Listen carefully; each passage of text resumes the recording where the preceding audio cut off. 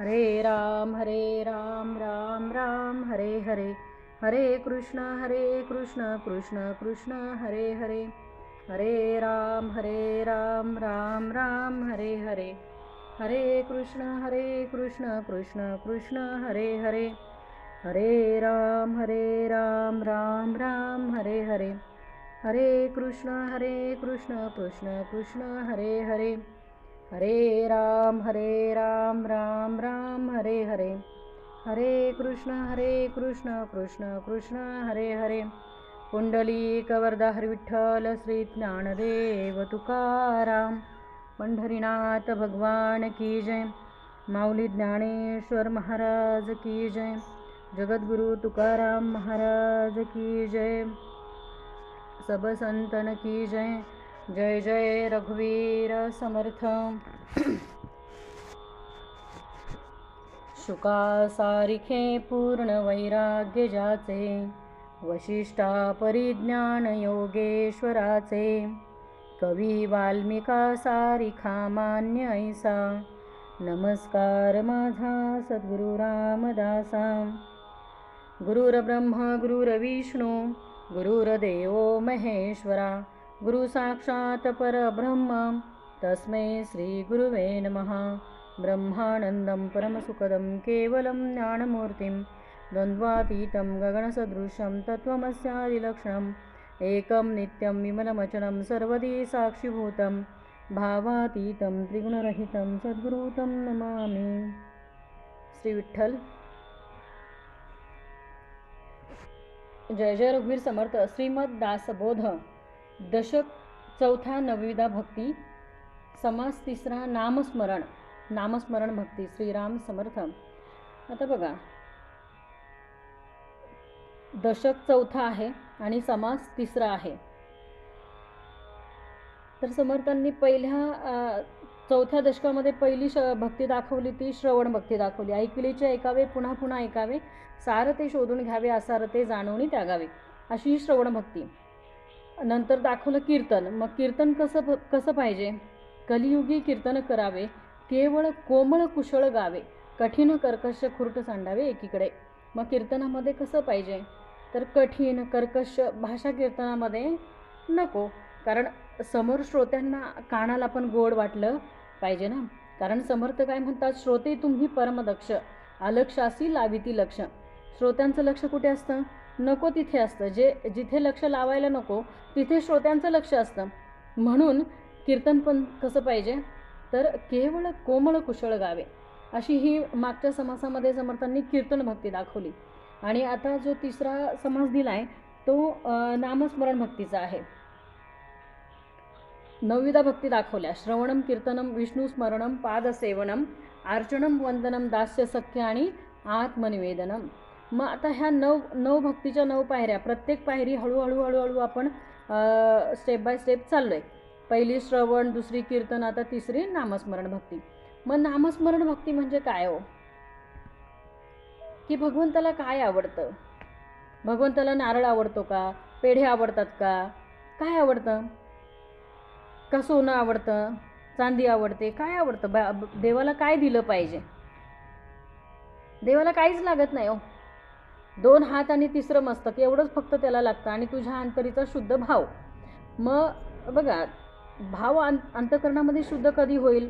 अखंड त्या भगवंताचं नामस्मरण अखंड करून तुमची आमची वाचा, पूर्ण देह हा पवित्र होईल, तेव्हा अंतरीचा भाव शुद्ध होईल.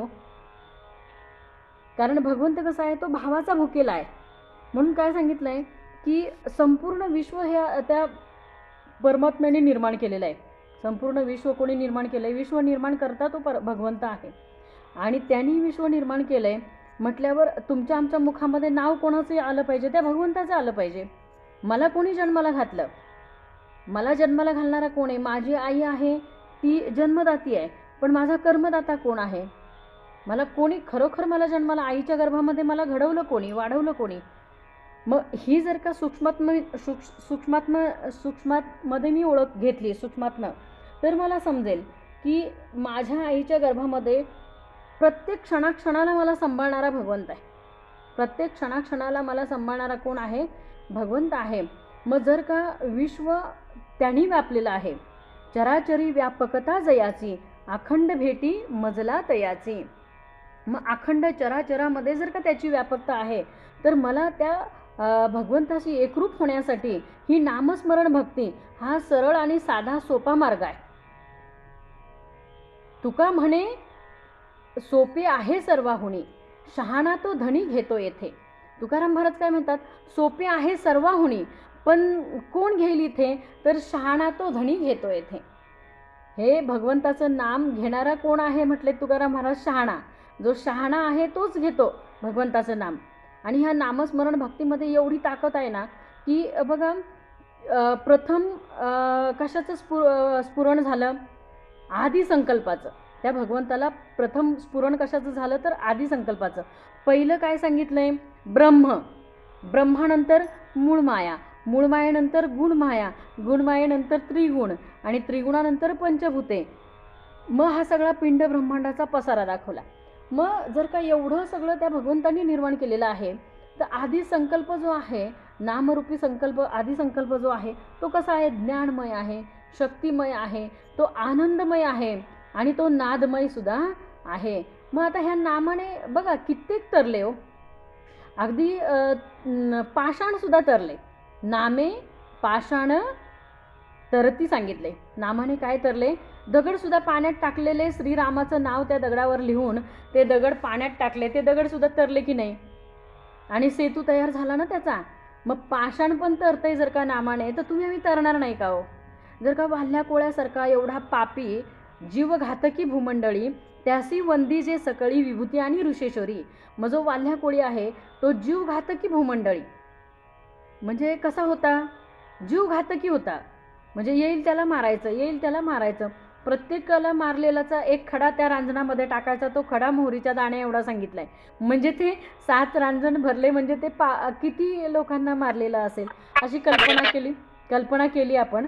तर हे भयंकर आहे. मग आता तो जर का नामाने तरला, त्याला फक्त काय सांगितलं की नारद मुनी भेटले, संतांचा संग होणं फार गरजेचं आहे. जर का आपल्याला सद्गती प्राप्त करून घ्यायची असेल, तर सद्गतीसाठी संत संग हा महत्त्वाचा आहे.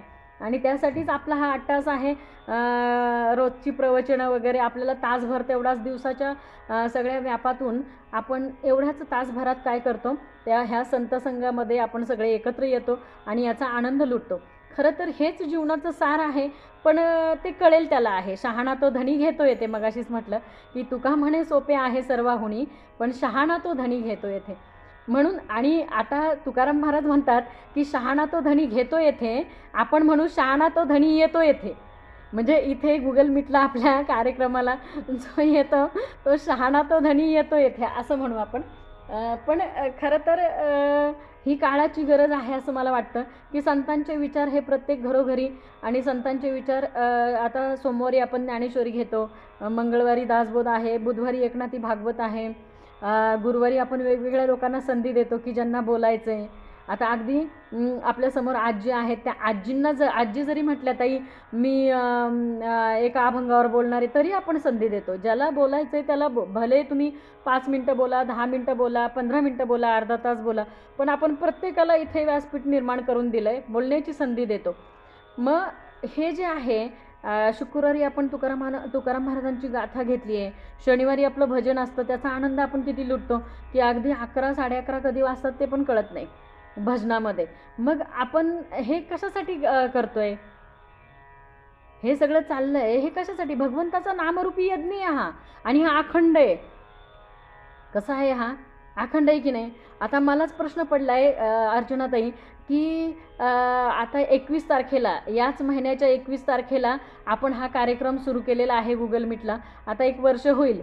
तर मला असा प्रश्न पडला की 21 तारखेला आपण काय करूया, म्हणजे काल्याचं कुठंतरी एखाद्या मंदिरामध्ये. पण आता हे आपले लांब लांबचे लोक आहेत, कसे येणार, जालना, नाशिक वगैरे.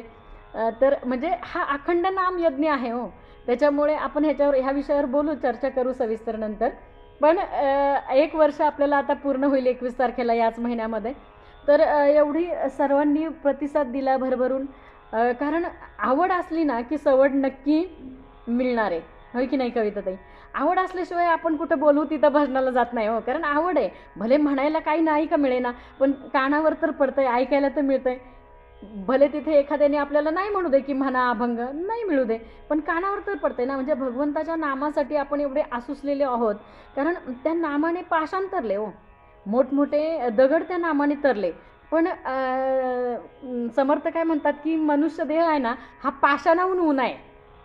म्हणजे एक वेळेला तो पाषाण परवडला, तो दगड परवडला, पण हा नाही परवडला.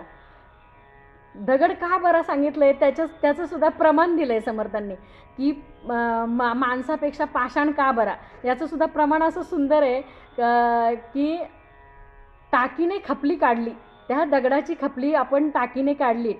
मूर्ती घडवण्यासाठी खपली काढावी लागते. हे टाकीचे घाव त्या दगडाला सोसावे लागतात. मग टाकीने खपली काढली, ती पुन्हा नाही जडली. मनुष्याची कुबुद्धी किती झाडली तरी ती पुन्हा लागे. माणसाची कुबुद्धी आहे ना, आत्ता आपण म्हणतो की मी हा अवगुण सोडला आणि तो परत कधी येऊन अंगाला चिकटतं आपल्याला पण कळत नाही. पण ती दगडाची एकदा खपली काढली ना, ती तुम्ही किती पण चिटकवा, ती त्या दगडाला पुन्हा येऊन चिटकत नाही. ती निघालीच. मग एक वेळेला तो दगड परवडला, पण हा मनुष्य देह नाही. आपण आता म्हणतो, ठरवतो की नाही, आज सकाळी उठल्यापासून रात्री झोपेपर्यंत मी खोटं बोलणार नाही, कोणाचं अंतकरण दुखवणार नाही, दुसऱ्याच्या अंतरी लागेल धक्का ऐसी वर्तणूक करू नका म्हणून सांगितलंय समर्थांनी. मी कोणाचं अंतकरण दुखवणार नाही, मी कोणाला वाईट बोलणार नाही. हे सगळं मी उद्या म्हणजे आजपासून मी संकल्प करते आणि उद्या मी तशी वागण्याचा प्रयत्न करेन, असं आपण म्हणलं ना, बरोबर त्याच्या उलटं घडतं. काहीतरी प्रसंग घडतो, आपल्याला एवढा क्रोध येतो, मग आपली सगळी स्थिती जाते. मग आपण कोणाला एक अपशब्द बोलतो, तोंडातनं जातं, मग आठवतं अरे आपण काही ठरवलं होतं की आपल्याला उद्या काहीच वाईट बोलायचं नव्हतं. म्हणून माणूस हा उन्हा सांगितलाय, पाषाणापेक्षा उन्हा सांगितलाय समर्थांनी. त्यासाठी तसं जरी हात केला तरी मध्ये बोलता येणार नाही प्रवचन संपल्याशिवाय. म्हणून हात आत्ता करू नका, प्रवचन झाल्यानंतर आपण काय तुमची शंका असेल त्याच्यावर निरसन करूया महाराज. रामकृष्ण हरी. तर मध्ये कोणी हात वगैरे नका करू. तर काय म्हणायचं होतं मला की हा नामरूपी यज्ञ जो आहे तो एकदा सांगितलं, त्या भाल्या कोळ्याला एकदा सांगितलं की बाबा रे, जे हे तू कुकर्म करतोयस हे कोणासाठी करतो? तो म्हटला अर्थात माझ्या मुलाबाळांसाठी करतो, माझ्या बायकोसाठी करतो, माझ्या आईवडिलांसाठी करतो.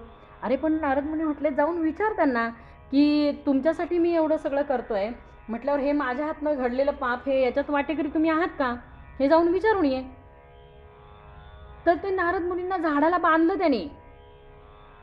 घरी जाऊन विचारून येईपर्यंत हा जर का पळून गेला तर.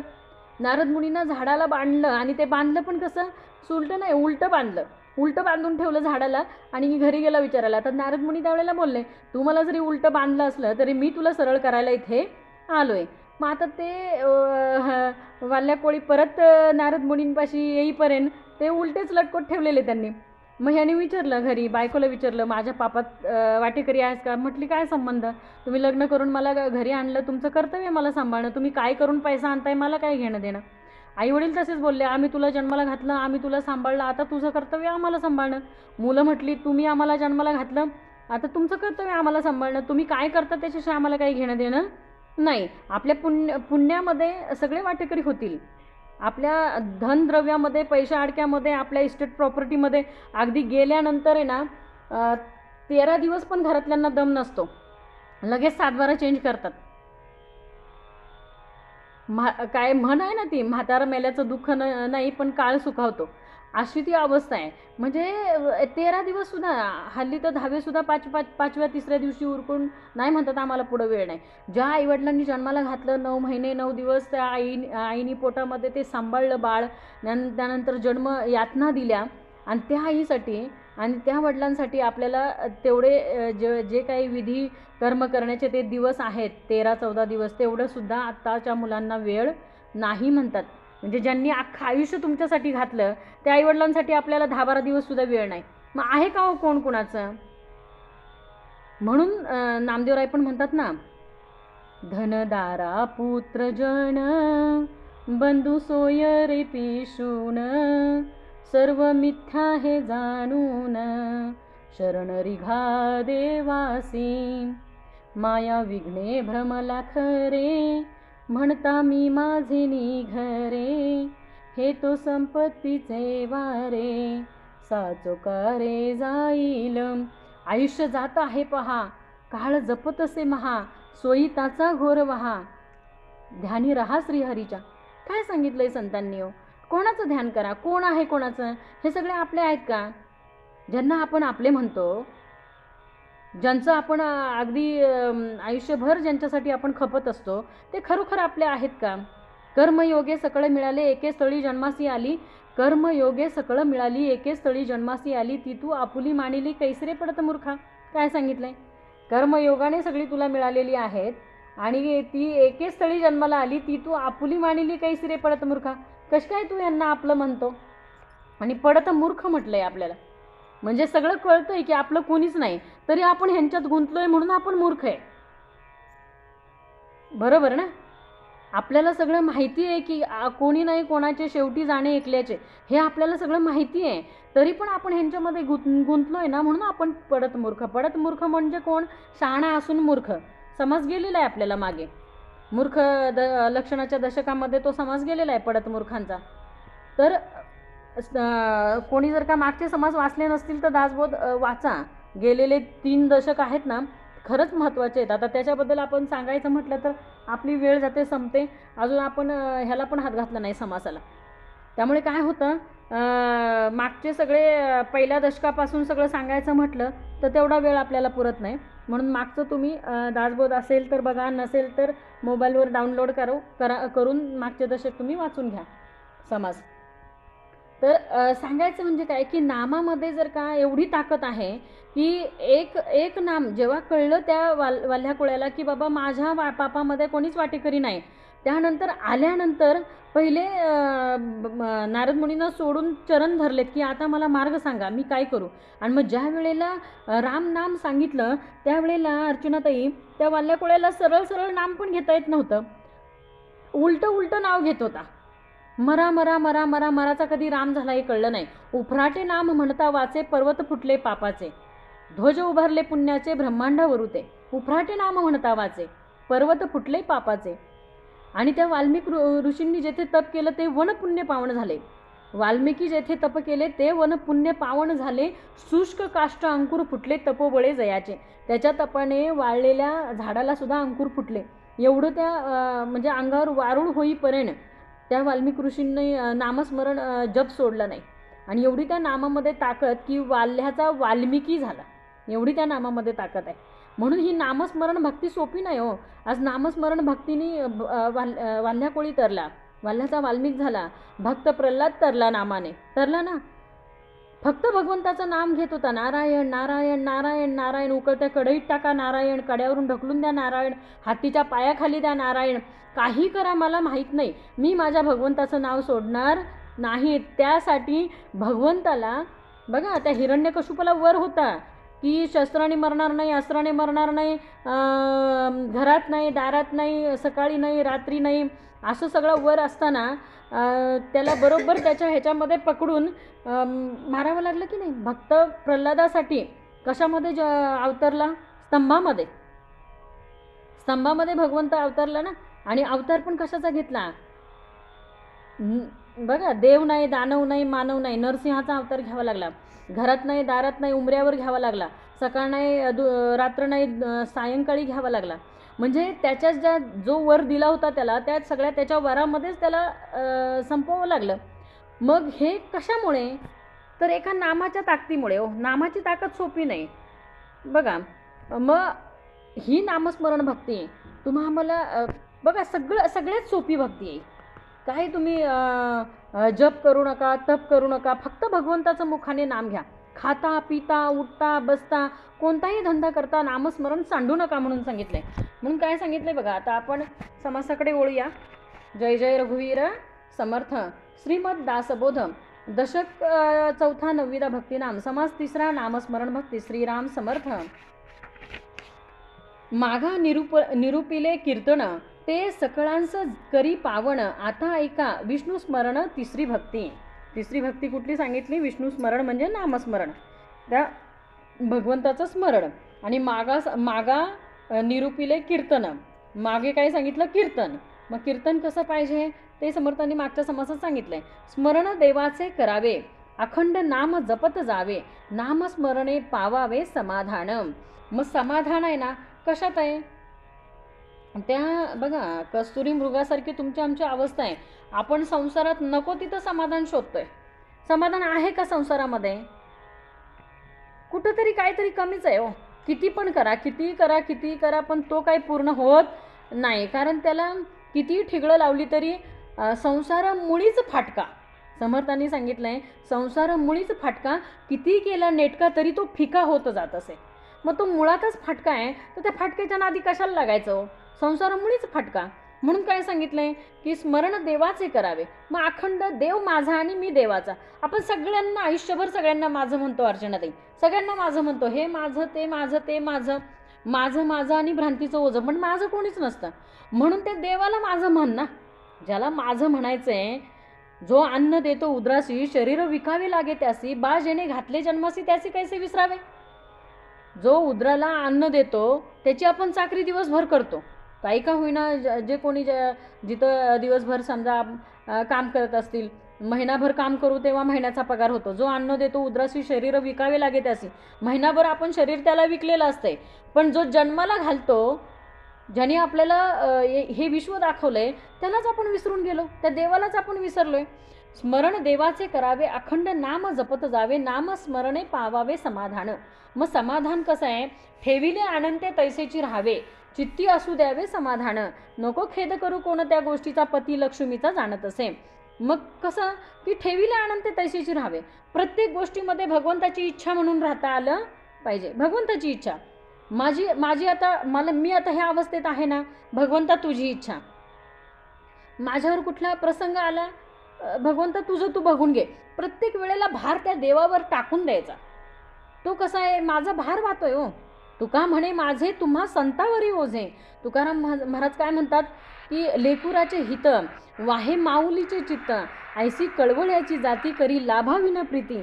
आई कशी असते बघा, तिला काही अपेक्षा नसते लाभाची, की माझा मुलगा उद्या मोठा होईल आणि मला तो छान असा झोपाळा करेल आणि त्या झोपाळ्यामध्ये बसून मला हलवेल, अशी काही ते आईला अपेक्षा नसते.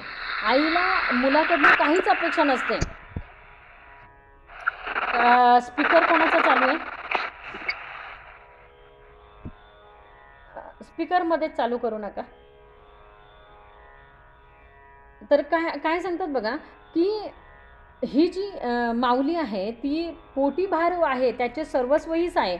मग एखादा दारू पिणारा मुलगा असेल, तो अगदी पिऊन येऊन त्याला आई वगैरे काही शुद्ध नसते, त्याने आईला लाथा जरी मारल्या तरी ती आई कधी रागवत नाही किंवा त्याचं दुःख मानून घेत नाही. का तर म्हणते की माझ्या पोटात असताना पण त्यांनी मारलेल्याच आहेत ना, बरोबर ना. म्हणजे सहन करणारी सहनशक्ती ही फक्त बघा समुद्रासारखी साठवण असते त्या आईच्या पोटामध्ये, समुद्रासारखी साठवण. म्हणून तिला आई म्हणायचं. मग तशी जशी ती जन्मदाती आहे तसे भगवंत माझा कसा आहे? कर्मदाता आहे. ती माझी कर्मदाती आई आहे. मग काय सांगितलंय बघा पुढे, नित्य नेम प्रातकाळी, माध्यान्हकाळी सायंकाळी, नामस्मरण सर्व काळी करत जावे, कुठलीही काळ वेळ नाम उच्चारिता नाही. काळ वेळ माऊलींनी सांगितलंय हरिपाठामध्ये, काळ वेळ नाम उच्चारिता नाही, दोन्ही पक्ष पाही उद्धरती. नामाविना मुख सर्पाचे ते बीळ, जिव्हा काळ सर्प आहे. एकनाथ महाराजांच्या हरिपाठामध्ये नामाविना मुख सर्पाचे ते बीळ, जिव्हा म्हणजे काय? काळ सर्प आहे. हे अहो ते एखादा साप जर का एखाद्या माणसाला डसला तर ते विष मांत्रिक तांत्रिक किंवा कुठंही औषधाने ह्याने उतरतंय तरी हो. पण ही जिव्हा जर का एखाद्याला डसली ना तर आयुष्यभर ते विष उतरत नाही, आयुष्यभर नाही, ते बरोबरच जातंय, ते मनातलं जाणारच नाही. ही जिव्हा कोणाला डसली ना ते आयुष्यभर ते विष उतरणार नाही, कुठल्याच ह्यानी उतरणार नाही. म्हणून एक वेळेला तर विंचू साप बरा तेने उतारे मंत्र. अरे विंचू साप बरा म्हटलंय, ते निदान मंत्राने तरी उतरता येतंय, पण ह्याला काय करणार? जिव्हा काळ सर्प आहे. म्हणून काय सांगितलंय बघा, नाम गावे नाम घ्यावे, नाम विठोबासी व्हावे, नाम संकीर्तन वैष्णवांची जोडी, पापे अनंत कोटी गेली त्यांची. मग आता किती कोटी पाप गेली हो? आता मगाशीच सांगितलं की 7 रांजण भरलेले होते पापाचे, एवढी पापं एका नामस्मरणाने गेली. बघा पुढे काय सांगितलं, नित्य नेम प्रातकाळी माध्यान्हकाळी सायंकाळी नामस्मरण सर्व काळी करत जावे. नामस्मरण करायला कुठलीच वेळ काळ नाही.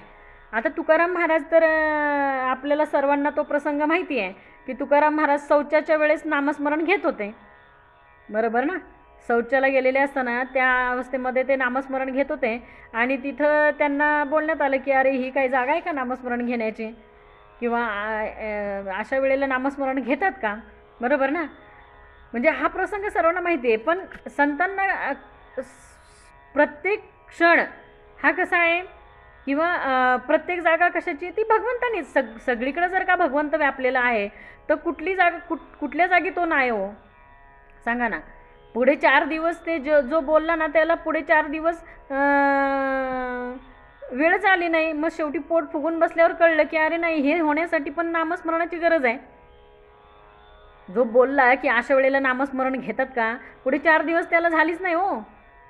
मग ते अन्नवर्ण खाल्ल्यानंतर परत त्याचा निचरा पण व्हायला पाहिजे ना, हे शरीर आहे, बरोबर ना. त्यालासुद्धा भगवंताची कृपा लागते आणि नाही झालं तर हॉस्पिटलमध्ये ॲडमिट करावं लागेल.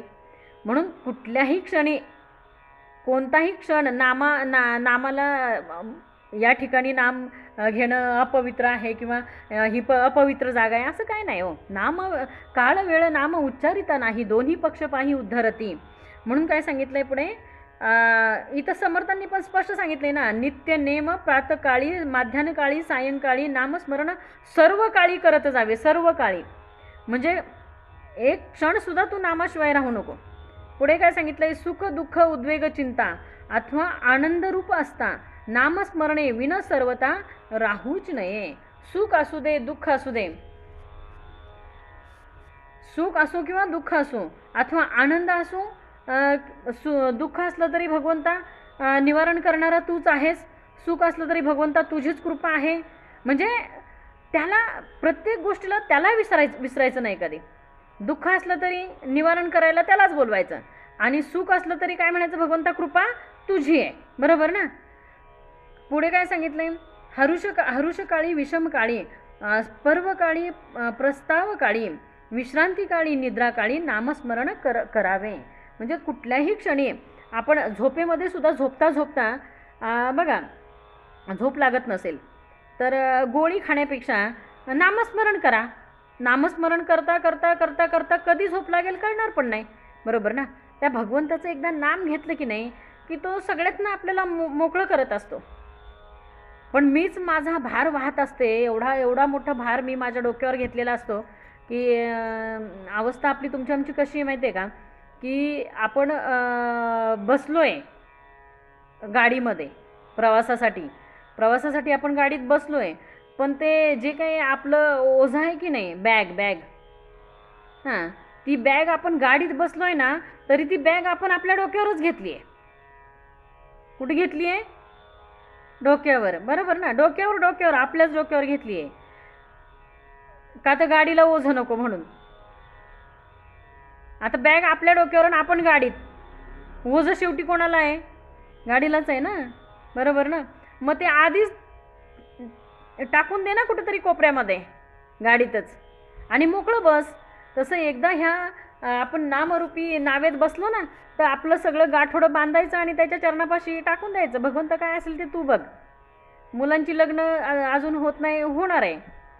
अजून अमुक होत नाही, होणार आहे. तमुक होत नाही, होणार. सगळं होणार आहे, फक्त त्याचं नामस्मरण घे.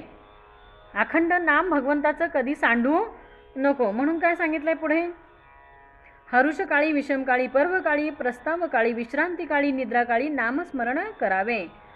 कोंडे सांकडे संकट नाना संसार खटपट अवस्था लागता चटपट नामस्मरण करावे. आता काय सांगितलंय बघा, संसारामध्ये अनेक संकट आहेत, बरोबर ना, अनेक व्याप आहेत. पण जो भगवंताचा नामस्मरणामध्ये असतो ना तर त्याची अवस्था कशी असते माहिती आहे का, की जरी संसारामध्ये खड्डा असेल ना, एखादा खड्डा आहे त्या खड्ड्यामध्ये तो त्याचा भगवंताचा भक्त पडणार असेल ना तर त्या खड्ड्यामध्ये ज्याचं आपण नाव घेतो ना त्याला आधी त्या खड्ड्यामध्ये उतरावं लागतं. कारण त्याला माहिती आहे की ह्या खड्ड्यामध्ये माझा भक्त येऊन पडणार आहे, तर त्याला झेलण्यासाठी मला आधी त्या खड्ड्यामध्ये जावं लागणार आहे. पण तो भगवंत तुमच्या आमच्या आधी त्या खड्ड्यामध्ये उभा असतो, का तर त्याला माहिती आहे पुढे काय होणार. त्रिकाळज्ञ येतो, त्रिकाळाचं ज्ञान त्या भगवंताला आहे, तिन्ही काळाचं ज्ञान त्याला आहे. तो जाणतोय की भूतकाळ पण जाणतोय माझा, भविष्यकाळ पण जाणतोय आणि वर्तमान पण त्याला माहिती आहे, सगळं त्याला माहिती आहे. म्हणून पुढे तुमच्या आमच्या पुढे काय वाढून ठेवलंय ना, त्याचं निवारण करण्यासाठी त्याच्याकडे योजना अगोदरच आहे हो. म्हणून नको खेद करू कोणत्या गोष्टीचा पती लक्ष्मीचा जाणत असे, तो भगवंत सगळं जाणतोय हो. आपल्याला कोणत्याही गोष्टीची चिंता आणि खेद करायची आवश्यकता नाही. म्हणून काय सांगितलंय, कोडे सांकडे संकट नाना संसाराची खटपट, अवस्था लागता चटपट नामस्मरण करावे. म्हणून अखंड नामस्मरण करता आलं पाहिजे. चालता बोलता धंदा करता, खाता जेविता सुखी होता, नाना उपभोग भोगिता नाम विसरू नये. खाता बोलता धंदा करता, चालता बोलता धंदा करता, खाता जेविता सुखी होता, नाना उपभोग भोगिता नाम विसरू नये. अखंड कुठल्याही अवस्थेमध्ये असो आपण अंतरी त्याचं नामस्मरण चालू राहिलं पाहिजे. अगदी मोठ्याने लोकांना ऐकू जावं असं म्हणायची काय आवश्यकता नाही, कारण भक्ती ही मनात, कोणात आणि रानात करायची असते.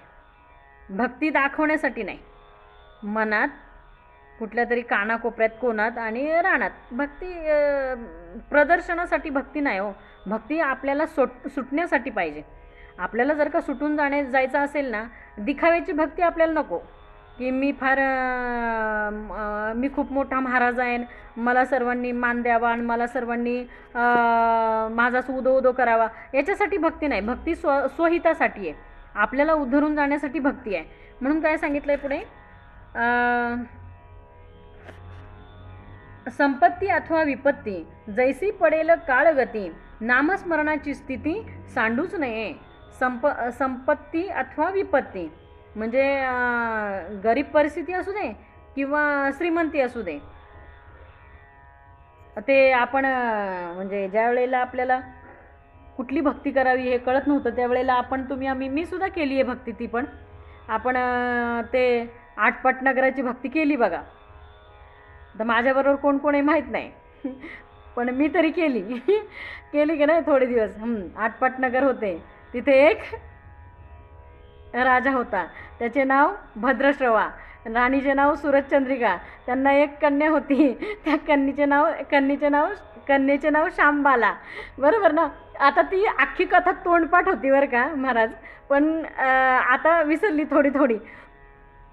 पण हे जे आटपाट नगर हे कुठं होतं हे कधी कळलंच नाही. बरोबर ना. आणि ती भक्ती कशाची करत होतो आपण, कुठली भक्ती करत होतो, संपत्तीसाठी. कशासाठी, लक्ष्मीची कृपा व्हावी म्हणून.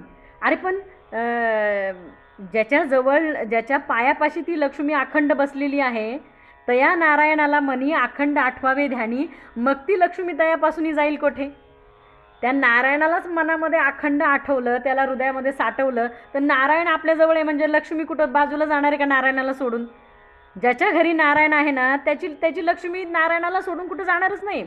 आणि तुम्ही जेव्हा एकट्या लक्ष्मीला बोलवता ना, आता थोडक्यात तुम्हाला उदाहरण सांगते एक समजण्यासाठी अजून सोपं करून, की ज्या वेळेला मला एखाद्या माझ्या मैत्रिणींनी किंवा कोणीतरी समजा आमच्या विजयताईंना, अर्चनाताईंनी ह्याला सवाष्ण म्हणून जेवायला बोलवलं.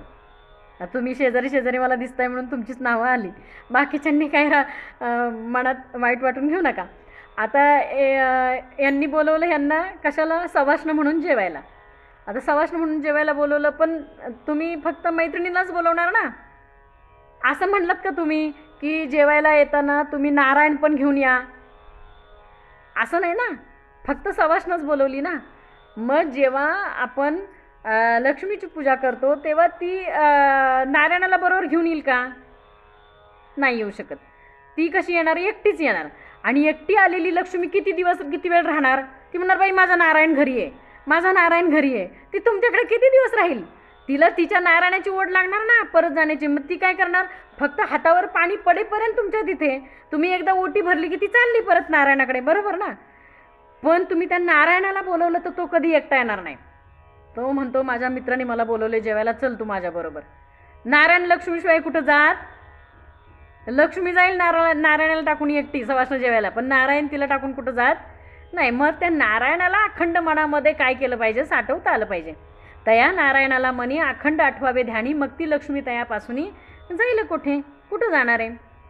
मग काय सांगितलंय पुढे, संपत्ती अथवा विपत्ती जैसी पडेल काळगती, नामस्मरणाची स्थिती सांडूच नये. कुठलाही क्षण असू दे, संपत्ती असू दे, विपत्ती असू दे. हां, तर महत्त्वाचं म्हणजे काय, ते आटपाटनगर का लक्षात आलं होतं की महत्त्वाचं म्हणजे काय की त्या कथेमध्ये एक महत्त्वाची गोष्ट सांगितली होती की उतू नका मातू नका आणि घेतला वसा टाकू नका. बरोबर ना. तसं आपल्याला परिस्थिती कोणतीही असू दे, आपण अगदी किती भगवंतानी भरभरून देऊ दे, किती श्रीमंत होऊ दे, पण आपल्याला पूर्वीची चटणी भाकर कधी विसरून चालणार नाही. पूर्वीचे दिवस आपल्याला हे स्मरणात ठेवायलाच पाहिजे की आज आपण कुठे होतो आणि भगवंतानी आपल्याला कुठे आणून बसवले. म्हणजे ही कृपा एका भगवंताची आहे, त्याला कधीच विसरायचं नाही हो. म्हणून संपत्ती अथवा विपत्ती जैसी पडेल काळगती, नामस्मरणाची स्थिती सांडूच नये. म्हणून अखंड सगळं आहे भगवंता तुझ्या कृपेने आहे. सगळं चालवणारा, वृक्षाचे पान हले त्याची सत्ता, राहिली अहंता मग कोठे. वृक्षाचं पान पडलेलं जर का त्याच्या सत्तेने हलण्यासाठी, बघा ते पडलेलं पान, वाळलेलं पान हलण्यासाठी वायुतत्व त्याला निर्माण करावं लागतंय, वारा. आणि तो वारा त्यांनी निर्माण करतो तेव्हा ते पडलेलं पान हलतंय. मग जर का वाळलेलं पान हलण्यासाठी सुद्धा भगवंताची सत्ता लागते, तर तुमच्या आमच्या जीवनामध्ये प्रत्येक काय प्रसंग घडत असतील त्याला सुद्धा ती भगवंताची सत्ता आहे ना. चाले हे शरीर कोणाची या सत्ते, कोण बोलवी तो हरिविन, देखवी ऐकवी एक नारायण, तयाचे भजन चुको नये. मानसाची देव चालवी अहंता, मीच एक करता म्हणू नये. बरोबर ना. वृक्षाचे पान हले त्याची सत्ता, राहिली अहंता मग कोठे. वृक्षाचं पान जर का त्याच्या सत्तेने, भगवंताच्या सत्तेशिवाय हलत नाही, आपली तुमच्या आमची अहंता कुठं राहिली हो. म्हणून अहंकार कुठल्या गोष्टीचा नकोच. जे आहे ना भगवंता, सगळं तुझी कृपा आहे. म्हणून काय सांगितलंय, संपत्ती अथवा विपत्ती जैसी पडेल काळगती, नामस्मरणाची स्थिती सांडूच नये. वैभव सामर्थ्य आणि सत्ता, नाना पदार्थ चालता, उत्कट भाग्यश्री भोगता, नामस्मरण सांडू नये. वैभव सामर्थ्य आणि सत्ता, नाना पदार्थ. बघा काही वेळेला लोकांना संपत्ती आली की लोकांना असं वाटतं की बाबा नाही आम्ही हवेत, पण तसं नसते हो. कधी हा दुपारची सावली वैसा जरी निघून गेली, समर्थ म्हटली ही संपत्ती दुपारची सावली आहे, ती कधी डोक्यावरनं परत आपली खाली होईल काय सांगता येत नाही ना.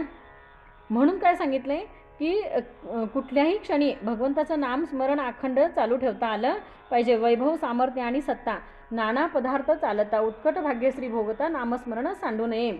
आधी अवदसा मग दशा, अथवा दशे उपरी अवदसा, प्रसंग असो भल तैसा, परंतु नाम सांडू नये. मागे सगुण परीक्षेमध्ये जे 4 सगुण परीक्षेचे समास दिले, सगुण परीक्षा अ, सगुण परीक्षा ब, सगुण परीक्षा क, सगुण परीक्षा ड, हे सगुण परीक्षेचे 4ही समास वाचा.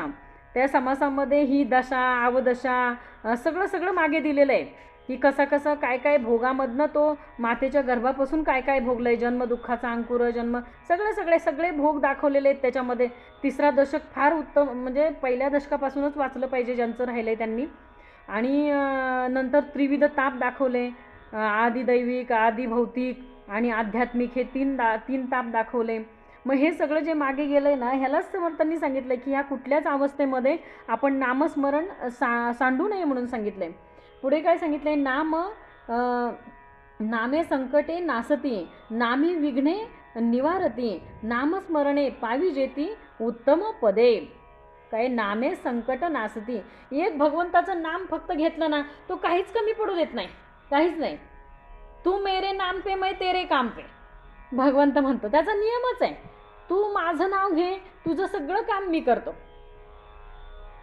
अहो ह्याच्यामध्ये काय सांगितलं माहिती आहे का, तुकाराम महाराज काय म्हणतात की कामारी दाशी, भगवंताचं एकदा आपण ज्याचे गरजती पवाडे, कळी काळ पाया पडे, तो हा पंढरीचा राणा, पुसा 6 चौ 18 जना. मग 6 चौ 18 जण म्हणजे कोण दाखवले, 6 वेद आहेत, 6 शास्त्र आहेत, 4 वेद आहेत, 18 पुराणे आहेत. मग यांना विचारा तुकाराम महाराज म्हटले या सगळ्यांना विचारा की कोणाचे पोवाडे गायले पाहिजे, कोणाचं नाव घेतलं पाहिजे. नामे संकटे नासती, नामे विघ्ने पळून जाते, नामस्मरणे पावी जेती उत्तमे पद. मग काय सांगितलं, एका नामाने काय होतंय, विघ्ने सुद्धा पळून जातात. नामस्मरण अखंड चालू ठेवायचं. आता समजा आपल्याला रात्रीच्या वेळेला आपण एखाद्या ठिकाणाहून चालत असेल आणि अंधार आहे आणि आपण एकटेच आहोत, तर आपल्या मुखामध्ये काय येतो, पहिलं भगवंताचंच नाव येतं की नाही. जे काही आपल्याला जिथे आपली श्रद्धा असेल ते कोणता का मंत्र होईना पण आपल्या मुखामध्ये येतो ना. मग तिथं आपल्याला बाकीचं कोण आठवतं का, आई वडील भाऊ बहीण कोण आठवतं का, नाही आठवत. कारण तिथं फक्त कोणाला आपण म्हणजे प्रसंगामध्ये मात्र आपण देवाला आठवत असतो की भगवंता तू इथून सोडव. त्या बाळाने पण तेच केलं आईच्या गर्भामध्ये. ज्या वेळेला ते यातना भोगत होता त्यावेळेला काय केलं, देवा सोडविसी येथून तरी मी स्वहित करीन, मला सोडव आता इथून, मी स्वहित करीन. गर्भवास हा चुकवीनं पुन्हा नाही येते, परत इथे येणार नाही असं वचन दिलं. पण बाहेर आल्यानंतर म्हटलं मी कवा कवा कवा, मी बोललोच नाही, क्या क्या करून ते बाळ आल्या रडत असते. ते भगवंताला म्हणते कवा कवा कवा, मी तुला असं बोललोच नाही, मी वचन दिलंच नाही. बाहेर पडताच म्हणे कोहम, गर्भी म्हणे सोहम सोहम. अशी अवस्था आहे हो मनुष्य देहाची. म्हणून काय सांगितलंय, नामे संकटे नासती, नामे विघ्ने पळून जाती, नामे संकटे नासती, नामे विघ्ने निवारिती, नामस्मरणे पावी जेती उत्तम पदे. एका नामस्मरणामध्ये काय होतंय, उत्तम पद प्राप्त होतंय. आता बघा, तुम्हा आम्हाला बोलताना लोक कसं बोलतात, महाराज आपली पात्रता आहे का हो, नामस्मरणे पावी जेती उत्तम पदे.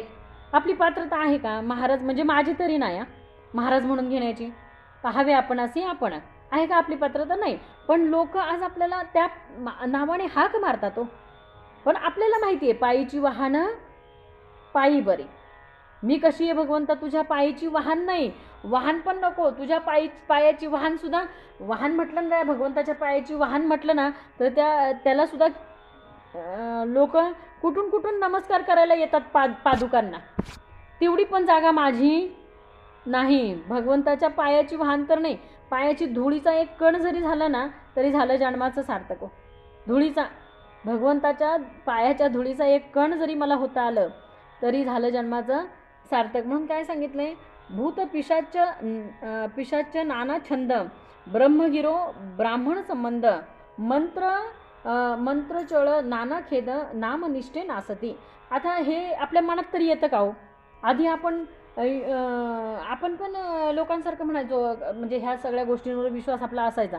पण ज्या वेळेला वारकरी संप्रदायामध्ये आल्यानंतर आपल्याला आता ते असं कोणी म्हणतंय का की मी कीर्तनकार पण आहे आणि देवीचं गाणं लागल्यावर माझ्या अंगात येतं, असं कोणी असेल कीर्तनकार तर मला सांगा, काही येतंय?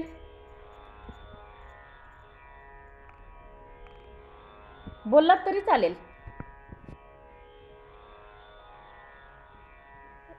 नाही, बरोबर ना. म्हणजे कळलं हो की देव कोणाला म्हणायचं. मागेच मी मागच्या निरूपणातच मी बोलले प्रवचनात की येतो जातो त्याला देव म्हणत नाही. जो असतची असे सर्व काळ तो देव आहे. जातो येतो देव असा येत जात नाही हो. आपल्याला कोणाला काही बोलायचं नाही आहे, आपण दुसऱ्याला नावं ठेवण्यासाठी आपण भक्ती करत नाही. पण ही अज्ञानातली भक्ती आता हळूहळू असं कधीतरी ऐकलंय का कोणी, मला सांगा की इंजिनियर मुलगी आहे आणि तिच्या अंगात आलंय, डॉक्टर मुलगी आहे आणि तिच्या अंगात आलंय, किंवा वकील मुलगी आहे आणि ती अगदी वकिलाचा काळा कोट घातलाय आणि देवीच्या पुढे नाचतीये, नाही. मग ते अंगात येण्याचे प्रकार हे सगळे अडाणी लोकांमध्येच दिसून येतात की नाही शक्यतो, बरोबर ना. आता आपल्याला तेही कोणाला अडाणी म्हणायचं नाही.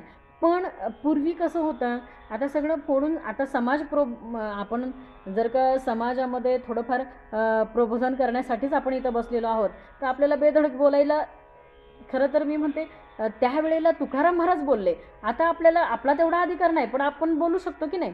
तुकाराम महाराज पण काय बोलले की 900 सायासे पुत्र होती तर का करावे लागे पती. नवसाने सायासाने जर का पुत्रप्राप्ती होती तर मग लग्न कशाला करताय, का करावे लागे पती. अशा त्यावेळेला म्हणजे त्यावेळेला केवढे मोठे समाज प्रबोधनकार होते बघा तुकाराम महाराज. केवढी समाजामध्ये त्यावेळेला संतांनी समर्थांनी सुद्धा खूप ह्या गोष्टी सांगितलेल्या आहेत की आपण ह्या नको नको त्या गोष्टींवर श्रद्धा श्रद्धा ठेवा, भगवंतावर श्रद्धा ठेवा, पण ती आंधळी नको.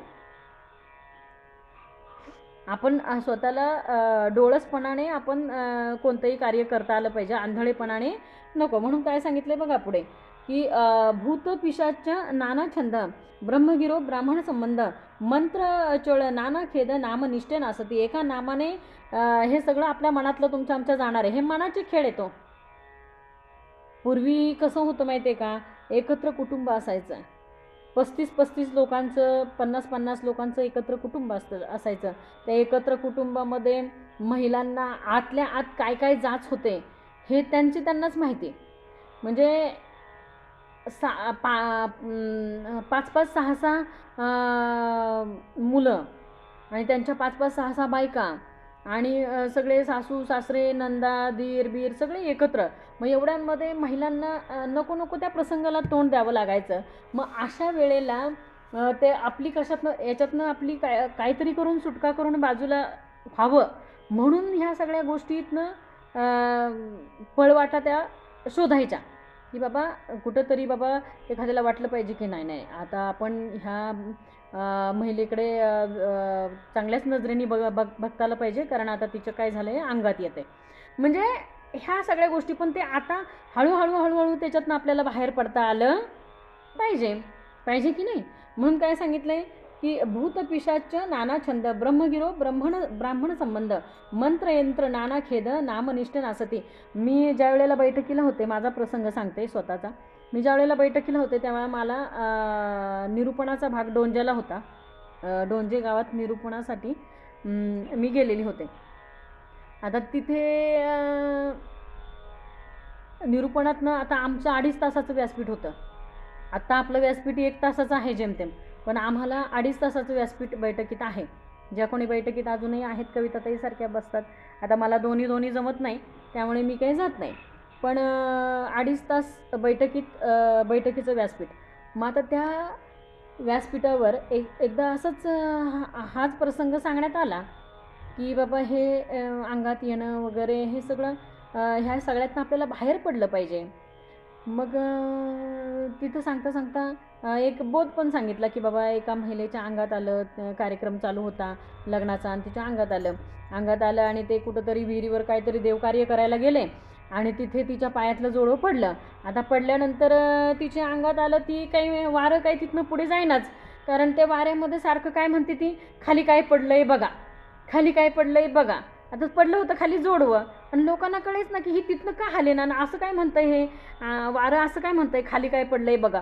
मग तो तिथे एक उभा होता शाणा, तो बोलला की अरे हे खाली बघितलं पाहिजे आपल्याला. आणि मग ते खाली जरा त्याच्या नजरेस आलं, ते पायातलं जोडवं पडलेलं त्याला सापडलं. त्याने हातात घेतलं, तिच्या हळूच जाऊन कानात म्हणला की आई जे पडलं होतं ते सापडलंय हातात आहे माझ्या, आता चला. तेव्हा ते वारं पुढे चालायला लागलं. म्हणजे सांगायचं काय की आपल्याला कोणाला नावं ठेवायची नाही, पण ह्याच्यातनं सगळ्यातनं आपल्याला बाहेर पडता आलं पाहिजे. आणि मग असा प्रसंग झाला. मग ते निरूपण झाल्यावर वगैरे बाहेर आल्यानंतर ज्या महिलेच्या अंगात येत होतं तीच महिला मला येऊन विचारते की ताई अहो तुम्ही जे सांगितलं ते खरं आहे का, म्हणजे अंगात येणं खरंच खोटं आहे का.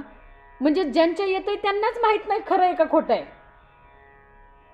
मलाच प्रश्न पडला की काय हे नक्की. म्हणजे जिच्या स्वतःच्या अंगात येतं आहे ती मला येऊन विचारती ताई हे सगळं खरंच तुम्ही सांगतात खरंच खोटं आहे का सगळं. आता ते खरं आहे का खोटं आहे बाई तुलाच माहीत ना, मला कसं माहीत असणार.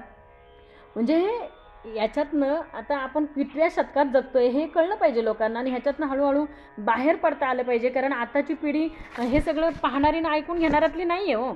आत्ताचे सगळे डॉक्टर इंजिनियर वकील सगळे मुलं झाली आणि त्यांच्या पुढे हे असं सगळं थांबलं पाहिजे. म्हणून काय पुढे सांगितलं बघा, नामे विषबाधा हरती नामे चेडे चेटके नासती नामे होय उत्तम गती अंतकाळी नामे विषबाधा नासती. बघा, एक भगवंताचं नाव घेतलं शंकराने, हलाहल विष पचवलं की नाही, नामे विष बाधा नासती. म्हणजे भगवंताला सुद्धा, शंकराला सुद्धा ते विष पचवण्यासाठी भगवंताचं, श्रीरामाचं नाव घ्यावं लागलं. पुढे सांगितलंय, बाळपणी तारुण्यपणी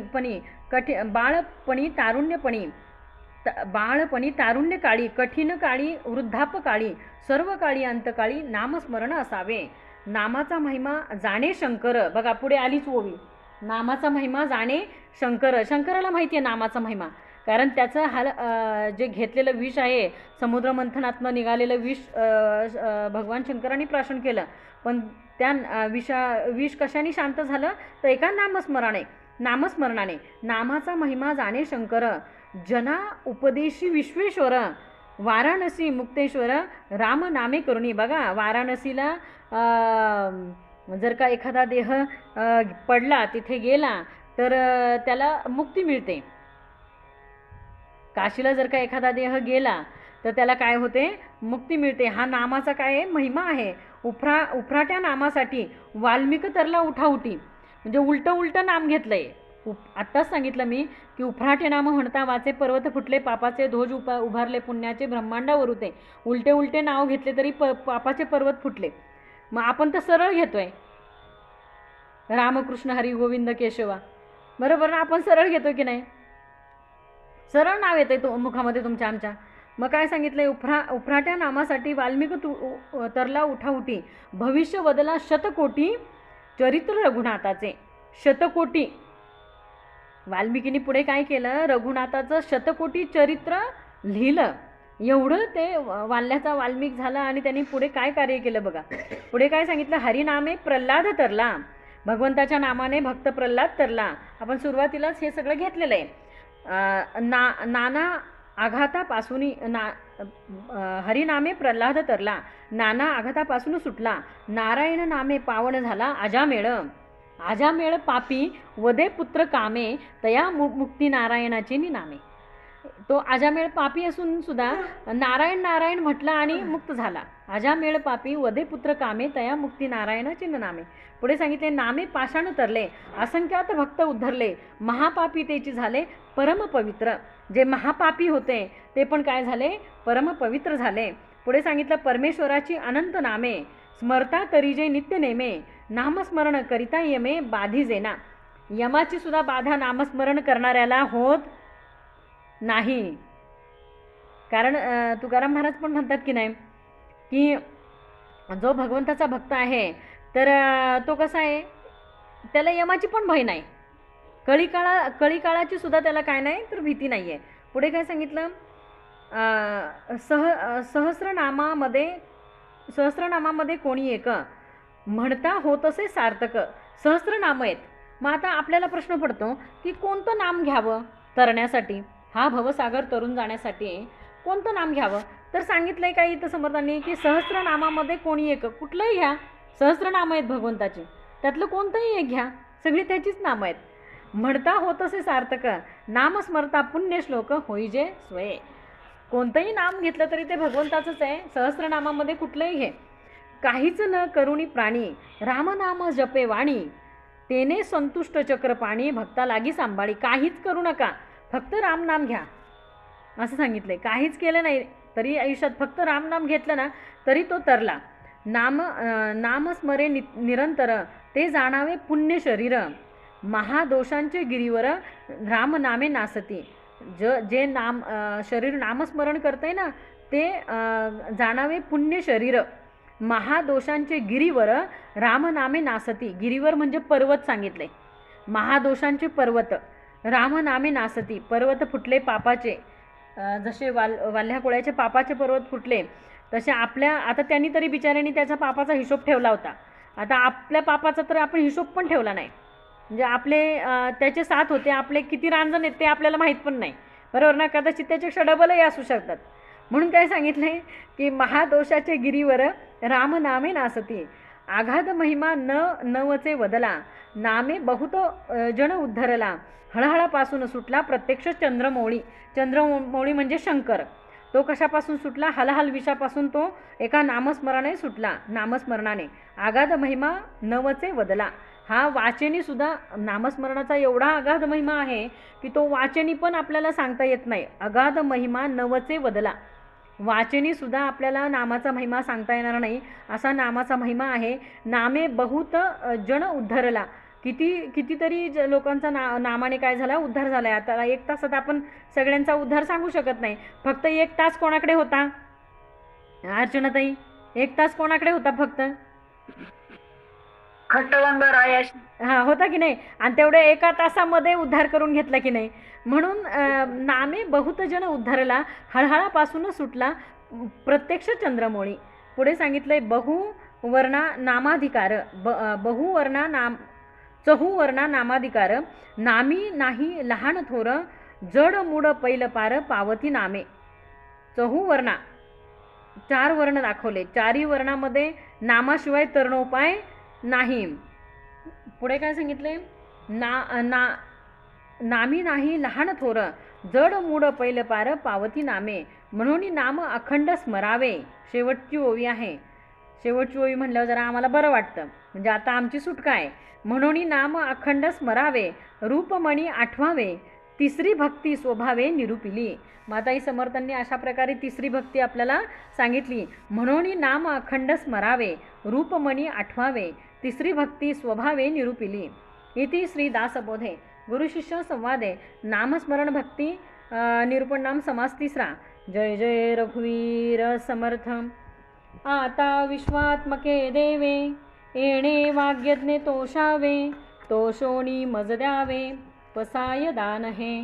जे खडांची व्यंकटी सांडो, तया सत्कर्मी रती वाढो, भूता परस्परे पडो, मैत्रजीवांचे दुरितांचे तिमिर जाओ, विश्वस्वधर्म सूर्य पाहो, जो जे वांचिल तो ते लाहो, प्राणी जात वर्षत सकळ मंगळी, ईश्वर निष्ठांची मांदियाळी, अनवरत भूमंडळी भेटो तू तया भूता. चला कल्पतरूचे आरव, चेतना चिंतामणीचे गाव, बोलतीचे अर्णव पियुषांचे, चंद्रमेजे अलांछन, मार्तंडजे तापहीन, ते सर्वाही सदा सज्जन सोय रे होतू. किंबहुना सर्व सुखी पूर्ण होऊनी तिही लोकी, भजे जो आधी पुरुखी अखंडित, आणि ग्रंथ उपजीविये विशेषी लोकीये, दृष्टान दृष्ट विजय होवा वेजी. एथ म्हणे श्री विश्वेश्वरा हो, हा होईल दान पसाओ, येणे वरे ज्ञानदेव सुखिया झाला, येणे वरे ज्ञानदेव सुखिया झाला, येणे वरे ज्ञानदेव सुखिया झाला. पुंडलिक वरदाहर विठ्ठल श्री ज्ञानदेव तुकाराम. पंढरीनाथ भगवान की जय. माऊली ज्ञानेश्वर महाराज की जय.